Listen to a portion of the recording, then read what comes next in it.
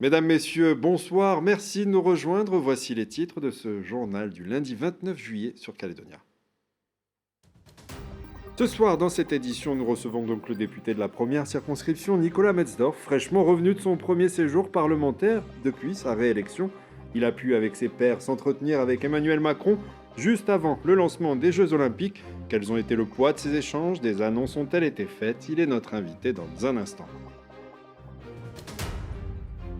Les parents mobilisés pour enseigner auprès des enfants dont les écoles ont été incendiées. C'est le cas dans le quartier de Caméré à Nouméa, où des mamans, malgré les difficultés, tentent d'assurer la continuité pédagogique auprès des enfants.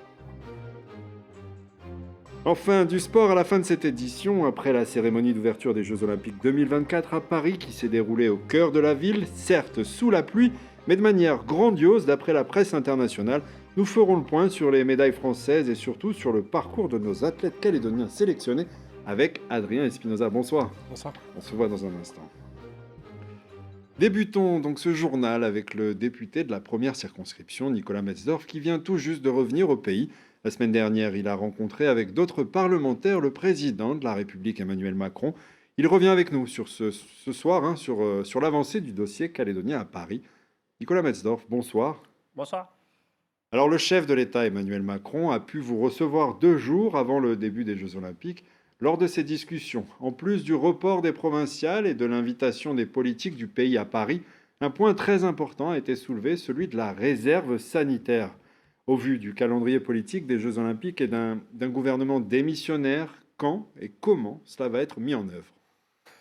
Alors ça, c'est au président de la République de le dire. Nous, on l'a interpellé et on a effectué la demande. Parce qu'aujourd'hui, on a perdu trop de médecins, trop d'infirmières, trop d'infirmiers. Et donc, ça met en péril la santé des Calédoniens. Et donc, on lui a demandé d'activer la réserve sanitaire. Il a pris bonne note de la demande et il allait la traiter, je pense, avec le gouvernement et les services. Donc, on attend le retour. Le chef de l'État souhaite recevoir en septembre prochain une délégation de Calédoniens d'un nouveau rang politique. Qui cela comprend-il? Ça, c'est à lui aussi de le décider, mais j'imagine qu'il y aura les 4 parlementaires, les présidents d'institutions, les chefs de groupe, des maires et la société civile. Je pense qu'on va faire un format assez large pour essayer d'entendre le plus de monde possible. Quid de la CCAT? Elle était déjà invitée à discuter avec le président lors de sa dernière visite sur le Caillou. Alors ça, je ne sais pas non plus, mais nous, ce qu'on peut dire sur le sujet, c'est que nous, notre interlocuteur, c'est le FLNKS. Voilà, c'est le FLNKS qui est l'organe politique, le partenaire officiel des accords de Matignon et de Nouméa. Après, à voir si le FLNKS il implique des référents de la CCAT ou pas. Nous, on ne le souhaite pas, mais on verra bien ce que décide le FLN. Justement, les élus politiques locaux, vous ont-ils déjà fait des retours? Ont-ils déjà fait des retours? Du côté non indépendantiste, oui, parce qu'on a eu des réunions déjà toute la journée pour que je puisse débriefer de ce qui avait été décidé et puis dit à Paris. On n'a pas de nouvelles des indépendantistes puisque je pense que tout le monde attend le congrès du FL. Vous parlez donc de compromis politique désormais et non plus d'accord global. Dans ce cas, quelle concession ou alors quel consensus êtes-vous prêt à faire? Ouais, on va examiner les nouvelles demandes parce que je pense que les demandes évoluent, les nouvelles demandes des indépendantistes. Nous, on va faire des nouvelles propositions sur l'avenir institutionnel de la Nouvelle-Calédonie. On ne va pas repartir sur les bases qui étaient celles d'avant le 13 mai, puisqu'après le 13 mai, les choses ont évolué et puis le visage de la société calédonienne a évolué. Donc il va falloir le prendre en compte. Nous, on est en train de tirer les conséquences de ce qui s'est passé de notre côté. Donc on verra bien comment eux, les indépendantistes, vivent aussi la chose. Mais en tout cas, nous, on est toujours prêts à discuter, à échanger. Toujours prêt, mais au sujet des élections provinciales qui sont donc décalées en 2025, qu'en est-il de la révision du corps électoral? Est-elle toujours un impératif? Je pense que ça fait partie des points qui seront à l'ordre du jour de la réunion de septembre. C'est ce que, en tout cas, le président de la République nous a dit. Il nous a dit qu'il souhaité qu'on organise cette rencontre en septembre pour parler un peu de la méthode de discussion et des sujets un peu d'actualité comme la mission du dialogue ou le corps électoral. Justement, hein, pas de gouvernement français avant la mi-août. Arrivez-vous quand même à négocier avec l'exécutif et à planifier des aides financières à la hauteur des dégâts et de la crise économique actuelle? C'est difficile parce qu'on a en face de nous des ministres qui sont démissionnaires, donc qui ont déjà un peu la tête ailleurs. C'est pour ça qu'on a décidé avec le député Tjibaou et puis les deux sénateurs, Houi et Naturel, d'aller ensemble pour, même si on n'est pas d'accord sur tout, porter d'une même voix l'urgence calédonienne. Ça donne plus de poids, ça fait une force que les métropolitains, les décideurs métropolitains n'ont pas l'habitude de voir.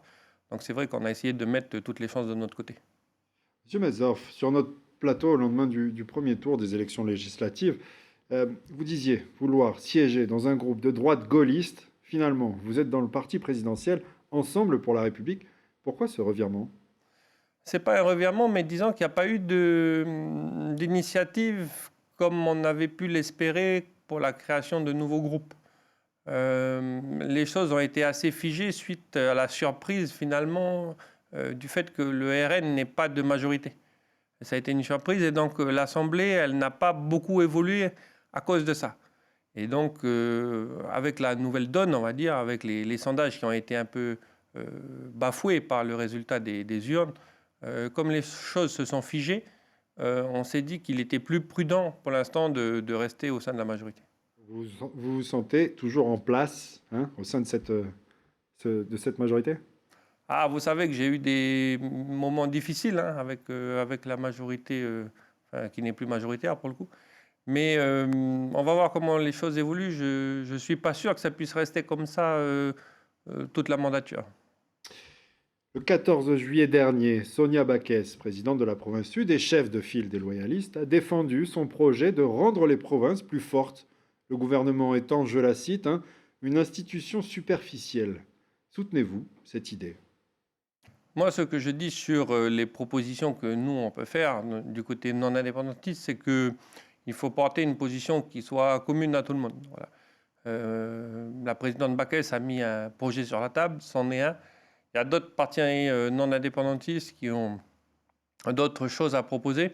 On est en train de travailler entre nous là pour qu'on puisse se réunir prochainement pour essayer de coordonner les choses qu'on va dire en septembre et puis aux indépendantistes et à l'État, parce qu'on essaie d'avoir une parole qui soit unique et homogène pour faciliter les choses. Donc aujourd'hui, je ne vais pas commenter la proposition de Mme Backès. Hein. C'est une proposition qui est ancienne, hein, qui date de M. Frougier, qui s'inspire des accords de Matignon. C'est quelque chose de sérieux. Donc il faut qu'on puisse d'abord en parler entre nous et puis ensuite on va essayer de porter les choses ensemble. Alors, on peut avoir une petite idée déjà, des pistes d'idées à défendre justement au mois de septembre? C'est un peu tôt pour vous en parler. Aujourd'hui, il y a quand même beaucoup de discussions entre les responsables politiques non indépendantistes. On essaie de mettre à profit le temps qui nous est donné jusqu'à septembre pour qu'on puisse porter, comme je vous l'ai dit, un projet qui soit clair pour tout le monde.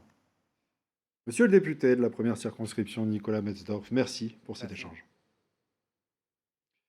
Éducation à présent, les établissements scolaires incendiés et le manque de transport en commun rendent difficile la reprise de l'école pour certains. À Caméré, des mamans se sont organisées. Elles ont décidé de s'assurer de la continuité pédagogique des enfants du quartier. Une initiative citoyenne qui, malgré les difficultés, tente de maintenir un minimum de suivi scolaire. Immersion dans la petite école de Caméré avec Audrey Poitier. 6 plus 5. 6, 11 plus 8. 12, 13, 14, 15, 16, 17, 18, 19. 19. Tu poses 9 et tu mets la retenue au-dessus de 8. Depuis un mois, ces enfants effectuent leurs exercices ici, dans cette petite école improvisée en plein air. Une initiative portée par des mamans de Caméré qui ont créé une association le 22 juin. Du lundi au vendredi, ces mamans bénévoles viennent donc assurer le suivi des livrets pédagogiques des enfants allant du primaire au secondaire. La solution qu'ils nous ont trouvée, c'est de mettre une continuité pédagogique que le matin, mais sur les écoles du Sud. Sauf qu'on est des quartiers sociaux pour la plupart et on n'a pas les moyens, on n'a plus de transport, on n'a plus de TANEO. Donc pour les emmener dans ces écoles-là, c'est compliqué. C'est toute une logistique que nous n'avons pas et qu'on ne nous a pas proposée en fait. On fait quoi avec 9 semaines déjà sans école? Avec simplement un livret pédagogique, on fait quoi? Donc ça, c'est la grosse inquiétude. Deuxième inquiétude, c'est on fait quoi avec ces enfants-là? On les laisse enfermés à la maison? On les laisse devant des portables, TikTok, on fait quoi? On fait quoi avec ces enfants-là? Alors que la solution a été très simple, c'est soit on garde le lien avec l'école, on met les petits ateliers en place, on essaye d'accompagner autant qu'on peut, en tant que maman, ces enfants-là. Mais voilà, nous, on essaye de faire un geste, citoyen. On peut dire ça. C'est un geste citoyen pour ces enfants-là. Martine fait partie des encadrants bénévoles. N'ayant plus de travail, elle vient chaque jour pour aider, mais aussi parce qu'elle est maman de 3 enfants scolarisés, dont 2 qui n'ont toujours pas regagné les bancs de l'école. On va au collège et puis nous, on nous demande le motif de l'absence, mais c'est le transport. Ils ne peuvent pas venir, les enfants. Nous, on vit que de ça, du transport. Pour aller travailler au collège, à l'école et tout. Et je ne pense pas qu'on soit la priorité des quartiers à fournir un bus tout de suite. Hein. Ça, c'est sûr, hein, c'est mort. Hein. Là, on n'ose même plus appeler la mairie, demander, faire quoi que ce soit. Hein. Là, on a vraiment baissé les bras depuis longtemps. Hein. Ça fait que nous, on fait ce qu'on peut avec les mamans. Voilà, de trouver le moyen d'aller au collège, récupérer les devoirs et revenir et puis faire les leçons, trouver un autre moyen, quelqu'un qui veut bien nous emmener. Ce sont de l'extérieur hein, qui nous emmènent, qui passent récupérer, qui nous déposent là. Mais sinon, ça fait combien de temps on est comme ça là? À Caméré, 3 écoles sur 5 ont été brûlées, de quoi rendre difficile la reprise, tout comme le manque de transport en commun. La petite école de Caméré lance donc un appel aux familles des autres secteurs de la zone pour intégrer le dispositif si besoin. Et à présent, je vous propose de nous intéresser aux médailles récoltées par les athlètes français dans ce tout début des épreuves des Jeux Olympiques de Paris 2024. Surtout que 5 athlètes calédoniens y participent et ont de potentielles chances d'en remporter quelques-unes. La France est donc provisoirement 4e au tableau des médailles, derrière les Japonais, les Australiens et les Américains. Avec donc 8 médailles, dont 3 en or, 3 en argent et 2 en bronze. Mais nos athlètes calédoniens ne sont pas encore entrés en compétition, Adrien. Et non, pas encore Antoine, même si lors de la cérémonie d'ouverture, l'athlète calédonienne d'adoption Félicia Ballanger, triple médaillée olympique lors de 3 Olympiades différentes, a fait partie des tout derniers relayeurs. Vous l'avez vu à l'instant avec la flamme dans la main. Elle était juste avant Teddy Riner et Marie-Jo Pérec qui ont, eux, enflammé la vasque olympique. Alors après le passage de flamme de Félicia et cette cérémonie grandiose, c'est maintenant au tour des sportifs? Exactement Antoine, même si les compétitions ont commencé avant cette cérémonie pour raison d'organisation, l'ouverture officielle a été donnée samedi matin pour nous et des Calédoniens ont déjà performé, pas de médaille encore, mais en rugby à 7, Yolène Yengo, la Maréenne, a déjà joué 2 matchs de poule. C'était cette nuit pour nous, 2 matchs de victoire, 26-0 contre le Brésil et 49-0 contre le Japon. L'équipe de France, en tête de la poule C, est d'ores et déjà qualifiée pour les quarts de finale. C'est demain soir. Avant cela, il lui restera un match de poule contre les États-Unis. C'est cette nuit pour nous à 00h30 pour conserver la tête du groupe. Et juste avant Yolène, dans l'une des épreuves les plus médiatisées, la natation, c'est Emma Terebo qui sera engagée pour les qualifications du 100 mètres d'eau dans la piscine olympique de Paris à Saint-Denis. Et vous le voyez, en voile, le cagou, exactement. Nicolas Goyard marchera-t-il sur les traces de son frère qui avait pris la médaille d'argent il y a 4 ans à Tokyo? En IQ Foil, la planche à voile sur foil, les qualifications n'ont pas pu commencer hier, faute de vent, et commencent donc ce soir pour nous. Merci Adrien pour le planning du jour de nos 3 cagous, mais il y en a encore d'autres. Exactement Antoine, il y en a encore d'autres. Tu l'as dit toi-même, il y a 5 Calédoniens qui participent à cette 33e Olympiade. On attend tous la superstar mondiale, Maxime Grousset, en natation sur le 100 mètres, le 50 mètres et en relais. Et plus tard dans ces Jeux, Bassa Mawem, encore un cagou de cœur en escalade de vitesse, tentera de partir à la retraite avec une belle médaille autour du cou. N'oublions pas, dans l'ombre, bien présent sur ces jeux, Laurent Caléja, l'entraîneur de Teddy Riner, et Marianne Brou, juge arbitre en natation.